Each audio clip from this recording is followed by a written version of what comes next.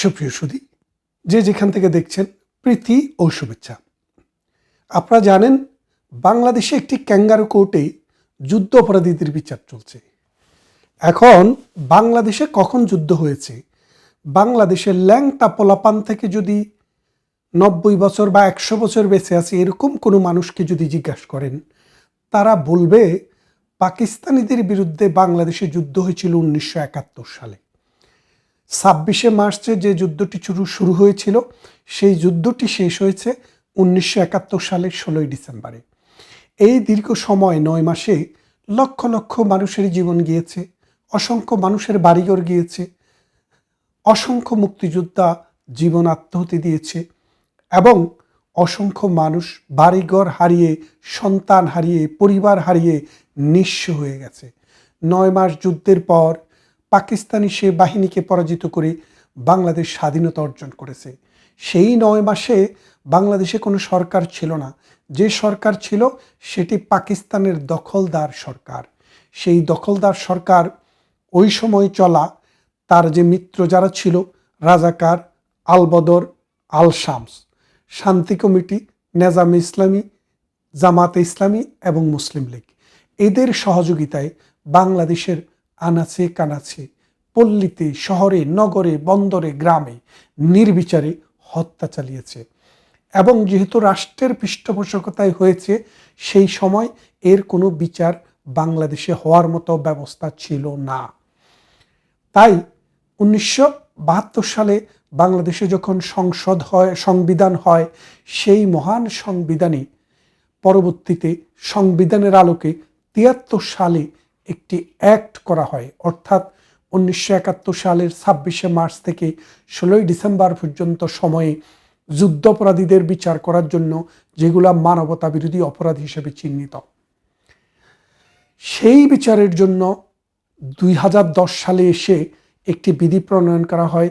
সেই বিধির আলোকে 2012 সাল থেকে 24 সাল পর্যন্ত অনেক রাজাকার, আলবদর, আল শামসের বিচার এই বাংলার জমিনে হয়েছে। 2024 সালে প্রধানমন্ত্রী শেখ হাসিনার নেতৃত্বে সরকার যখন পতন ঘটে, তখন এই 1971 সালের পরাজিত শক্তি বিএনপির সাইলেন্সে, বামদলীয় জোটের কিছু সাইলেন্সে তারা একটি ট্রায়ালের সৃষ্টি করে। সেই ট্রায়ালের প্রসিকিউটর যিনি, তিনিও রাজাকার, তিনিও আলবদর, তাজুল। তারপর তার প্রতিপক্ষ যে সেও জামাত, ওখানে যে বিচারক তিনিও জামাত। এবং এই জামাতি প্রোডাকশন থেকে মুক্তিযুদ্ধের সপক্ষের শক্তির বিচার করা হচ্ছে, যেটি বিচার নয়, একটি প্রহসন, একটি নাটক। 13 তারিখের পরে যেই কোনো দিন সেই নাটকটি, স্ক্রিপ্টটি পড়ে শোনানো হবে। নাটকের স্ক্রিপ্ট রেডি হয়ে গেছে অনেক আগে, বিদেশি এক আইনজীবীকে দিয়ে সেখানে সেটা লিখিত হয়েছে। সেই লিখিত বক্তব্যটি জাজরা পড়ে শোনাবেন। এখানে 2টি ট্রায়াল করা হয়েছে। একটি ট্রায়ালের চেয়ারম্যান হচ্ছেন গোলাম মুর্তজা, আরেকটি ট্রায়ালের চেয়ারম্যান হচ্ছেন নজরুল ইসলাম।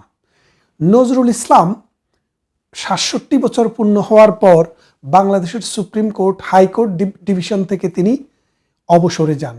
অর্থাৎ বাংলাদেশে কোনো ব্যক্তি বিচার কাজে অংশগ্রহণ করতে পারবেন না যার বয়স 67 বছর অতিক্রান্ত হয়ে গেছে, কিন্তু তিনি চেয়ারম্যান হয়েছেন। তাহলে কি করে চেয়ারম্যান হলেন, তিনি কি করে বিচার করবেন? তার বয়স 67 বছরের অধিক।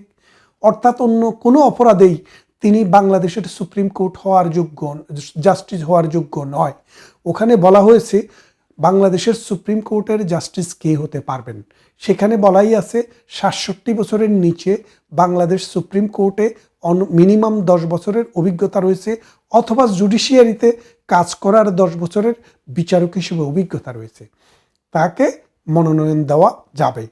এই জাস্টিস নজরুল ইসলাম যেহেতু অনেক বছর আগে 12 সাল বা 13 সালে তিনি এই অবসরে গিয়েছেন, সেই অবসরে যাওয়ার পর নাকি আর একটু পরে, মানে সোজা কথা অবসরে গিয়েছেন 67 বছর ফার্স্টে হয়ে, ইনফরমেশন অনলাইনে আছে, আপনারা দেখে নিতে পারেন। তার মানে তিনি 67 বছরের অধিক হওয়ার কারণে বাংলাদেশের কোনো আদালতে, কোনো ট্রাইব্যুনালে, ফৌজদারিতে কোথাও বিচারক হওয়ার জন্য অযোগ্য। সুতরাং অযোগ্য ব্যক্তিকে চেয়ারম্যান করা অবৈধ এবং এই কোর্টের কোনো এখতিয়ার নাল অ্যান্ড ভয়েড। তারপরে আসেন আরেকজন হচ্ছে গোলাম মুর্তুজা। গোলাম মুর্তুজা 2019 সালে ডিস্ট্রিক্ট জাজ হিসাবে তিনি কি করেছেন, তিনি অবসরে গেছেন।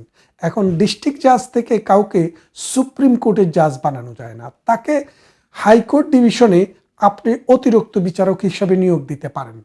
অতিরিক্ত বিচারক হিসেবে নিয়োগ দেওয়ার সময় যে ক্রাইটেরিয়া সংবিধানে সংযুক্ত রয়েছে এবং বিধিতে সংযুক্ত রয়েছে, সেখানে বলা আছে এমন কাউকে অতিরিক্ত বিচারক নিয়োগ দেওয়া যাবে না যিনি নিয়োগ দিলে অন্তত 10 বছর সার্ভিস দেওয়ার জন্য যোগ্য নয়। তাহলে দেখেন, তার মানে হচ্ছে 67 সাল পর্যন্ত একজন মানুষ সুপ্রিম কোর্টে বিচারক হিসেবে থাকতে পারেন। তার মানে হচ্ছে 57 বছরের উপরে যদি কোনো ব্যক্তির হয়ে থাকে, তাহলে তিনি আর এই পদে অতিরিক্ত বিচারক হওয়ারও যোগ্যতা হারান বয়সের কারণে, নট আদার কোয়ালিফিকেশন। তাহলে দেখেন, তিনি 19 সালে যখন 57 বছর বয়সে 19 সালের জানুয়ারির 15 তারিখে যান অবসরে, তাহলে 19, 20, 21, 22, 23, 24, 25, তো 24 পর্যন্ত ধরেন 6 বছর। তো 57 বছরের সাথে যদি 6 যোগ করেন, তাহলে তার বয়স কত হলো? 6, 57, 60, 63 বছর। তো 63, 64 বছর।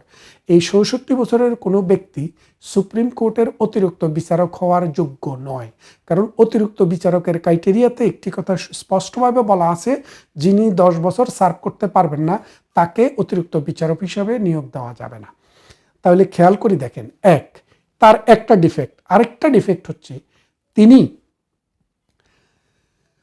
হাইকোর্টে মানে লোয়ার কোর্ট থেকে বিচারক হিসাবে অবসর গ্রহণ করার পরে তিনি অন্য চাকরিতে চলে গেছেন। ইনি সিলেট ইন্টারন্যাশনাল ইউনিভার্সিটির ল ডিপার্টমেন্টের ডিন। তাহলে আপনারা বোঝেন, তিনি কিন্তু আর আইন পেশায় জড়িত নেই, অর্থাৎ গত 6 বছর থেকে তিনি আইনের সাথে কোনো সম্পর্কই নেই। যেহেতু আইন পেশার সাথে তিনি সম্পর্কিত নন এবং জামাত ঘরানার লোক বলেই শুধু তাকে এনে ঢুকানো হয়েছে, নট দ্যাট উনি জামাত না, উনি বিএনপি জামাতের কি, মানে বিএনপিতে 2 ক্যারেক্টারের লোক আছে, কিছু আছে জামাত গেসা বিএনপি আর কিছু আছে বিএনপি গেসা জামাত। তো উনি হচ্ছে জামাত গেসা বিএনপি। তো এই বিএনপির এই ব্যক্তিকে এখনকার কোর্টের চেয়ারম্যান করা হয়েছে। এইটি অবৈধ এবং মানবতা বিরোধী একটি অপরাধ এটি নিজেই। সুতরাং এই অপরাধটির জন্য তার বিচার বাংলার জমিনে হবে। আরেকটি কথা হচ্ছে, আপনারা যারা, আমাদের কথা বিশ্বাস করা দরকার নেই, বাংলাদেশে যে মানে অ্যাক্টটি রয়েছে 73 সালের অ্যাক্ট, সেই অ্যাক্টের মানে প্রথমে তো একটা সূচনা দেওয়া হয়, ওই সূচনাটা হলো কি এইটার মধ্যে কি থাকবে সেটা বলে দেওয়া। তো সেখানে বলে দেওয়া আছে 1971 সালের মহান মুক্তিযুদ্ধের সময়ে যে অপরাধ সংগঠিত হয়েছে সেই অপরাধের বিচার করার জন্য 1973 সালের এই অ্যাক্টটি করা হয়েছে। তাহলে আপনি বোঝেন, যেই নিজেই বলছে আমার নাম উমক, আমি উমক অপরাধের বিচারের জন্য, সেখানে আপনি 2024 সালের অপরাধের বিচার কি করে করেন? এই বিচার আসলে চলে না। তাহলে এখন কি হচ্ছে, বাংলাদেশ আওয়ামী লীগের মুক্তিযুদ্ধের সপক্ষের মানুষের বিরুদ্ধে জামাতিরা যখন সুযোগ পেয়েছে 71-এর প্রতিশোধ নেওয়ার চেষ্টা করছে। আমার এক ভাই আমার আরেকটি ভিডিওতে এসে বললেন যে আমার হাসি পায়। আরে ভাইয়েরা, আপনাদের তো হাসি পায়, আপনাদের হাসি পাবেই, কারণ আপনাদের হাসি পাবে না কেন? 1971 সালে আপনারা এই দেশকে দর্শন করেছেন। আপনি যে বাপদারা বিশ্বাস করেন, যে বাইটি লিখেছে তার বাবাও মুক্তিযুদ্ধের সপক্ষের মানুষ ছিল, কিন্তু তিনি রাজাকারী ভাবধারার। আপনি রাজাকারীর ভাবধারার থাকেন, তুমি রাজাকারের ভাবধারায় থাকো, এটা তোমার ইচ্ছা, এটা তোমার choice, I do have nothing to say. কিন্তু তোমার হাসি এই জন্য পায়, তোমার যে আদর্শিক গুরু রাজাকার আল বদর আল শামস তারা আজকে হাসছে। তারা যখন হাসছে তোমারও হাসি পাবে। তোমার যেহেতু হাসি পায়, আমরা তো এতে কিছু করতে পারবো না, কিন্তু আমরা বলে দিচ্ছি এই দেশ মুক্তিযোদ্ধাদের দেশ। 2 মাস, 4 মাস, 6 মাস, 2 বছর, 4 বছর, 6 বছর ব্যক্তির জীবনে লম্বা সময়, ইতিহাসের জীবনে খুব বেশি সময় নয়। 1975 সালে বঙ্গবন্ধুকে জাতির জনককে হত্যা করে উল্লাস যারা করেছিল, বহু বছর পর আমরা তাদের বিচার করেছি। 1971 সালে আমার মা বোনদেরকে, আমাদের পূর্বপুরুষের যে নির্যাতন অত্যাচার যারা যুদ্ধের সময় করেছিল তাদের বিচার আমরা 40 বছর পরে করে দিয়েছি। আজকের বিচারও হবে। সে সময় আমরা তো আর ওই বুড়াদেরকে পাবো না, আমরাও হয়তো থাকবো না, কিন্তু তোমাদের মতো তরুণ যারা আছো, এই ভাবধারার আদর্শের মানুষ, তোমরা কিন্তু তখন টার্গেট থাকবা। এই কথাটি মনে রেখো। এই জন্য বলছি যে এই বাংলাদেশে বহু চড়াই উতরাই করে আজকের জায়গায় এসছে। এই বাংলাদেশ ভিক্ষুকের দেশ ছিল। আমি গ্রামে জন্ম হয়েছে, আমার চারপাশে দারিদ্রতা কি জিনিস আমরা এই বাংলায় দেখেছি। এই বাংলায় যারা চোখ খোলা রেখেছে, কান খোলা রেখেছে, তারা দেখেছে মানুষ কত কষ্টে, কত দুঃখে এই বাংলায় বসবাস করেছে। সেই বাংলাদেশটিকে যিনি মধ্য আয়ের দেশে পরিণত করেছে, একজন স্কুলের টিচার ক টাকা বেতন পেতেন আমরা দেখতাম। আজকে একজন টিচার, তার জীবন কতটুকু স্বাচ্ছন্দ্যে আছে সেটা আমরা জানি, আমরা দেখেছি, আমরা জানি। এই বাংলাদেশ আজকে যে জায়গায় চলে গিয়েছে সেটার জন্য প্রধানমন্ত্রী শেখ হাসিনার অবদান পৃথিবীর কোনো ব্যক্তি যদি স্বীকার না করে তিনি মানুষে না। এই অমানুষদেরকে নিয়ে আমার কোনো ভ্রুক্ষেপ নেই। এই অমানুষদেরকে নিয়ে আমি কিছু ভাবি না। আমি শুধু ভাবি আমার দেশ, অসহায় মানুষ, নির্যাতিত নিপীড়িত মানুষের মুক্তি দরকার। এই মানুষের অন্ন দরকার, বাসস্থান দরকার, শিক্ষা দরকার, চিকিৎসা দরকার, মাতৃকালীন সেবা দরকার। তাদের পেটের খিদা নিবারণের জন্য অন্যের ছাহের সংস্থান করা দরকার। আজকে কর্ম নেই, আজকে শিক্ষা নেই, আজকে কোনো ডেভেলপমেন্ট নেই। রিক্সা চালক রাস্তায় এসে বলছে তার ইনকাম অর্ধেক কমে গেছে।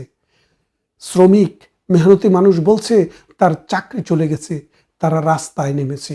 এই অসহায় মানুষের করুণ চেহারা দেখে প্রধানমন্ত্রী খুবই ব্যথিত এবং দুঃখিত। তাদের এই দুঃখ ঘোচানোর জন্য তিনি আবার আসবেন, যদি আল্লাহ বাঁচিয়ে রাখেন। বেঁচে থাকা আমার আপনার কারোই আমাদের হাতে না। মহান আল্লাহ পাক যতদিন আমাদেরকে বাঁচিয়ে রাখেন ততদিনে আমরা বেঁচে থাকি। সুতরাং শেখ হাসিনা যদি বেঁচে থাকেন তিনি এই বাংলায় আবার আসবেন, এবং এই বাংলায় এই অত্যাচার, এই নির্যাতন, এই নিপীড়ন, এই মব কালচার, এই রাজাকার, এই সন্ত্রাস, এই চাঁদাবাজ সব কিছুকেই কিন্তু তিনি রেখে দিবেন। আজকে তার বিচার করা হচ্ছে, এই বিচার টিকবে না। কেন টিকবে না জানেন?